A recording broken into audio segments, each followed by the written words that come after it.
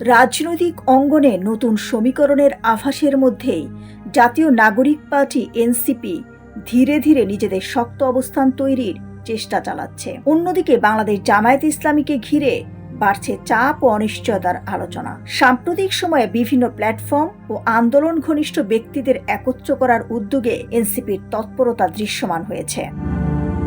জুলাই আন্দোলনের পর তৈরি হওয়া রাজনৈতিক বাস্তবতার বিকল্প শক্তি হিসেবে আত্মপ্রকাশের সুযোগ দেখছে এনসিপি। বাংলাদেশ জামায়াতে ইসলামী সহ বিভিন্ন সংগঠনের নেতাকর্মীদের সঙ্গে ধারাবাহিক যোগাযোগ এবং সম্ভাব্য যোগদানের আলোচনা দলটির সাংগঠনিক বিস্তারের ইঙ্গিত দিচ্ছে। একই সঙ্গে স্বতন্ত্র সংসদ সদস্য রুমিন ফারহানা সহ কয়েকজন পরিচিত রাজনৈতিক মুখের যোগদানের গুঞ্জন এনসিপিকে ঘিরে আগ্রহ আরও বাড়িয়েছে।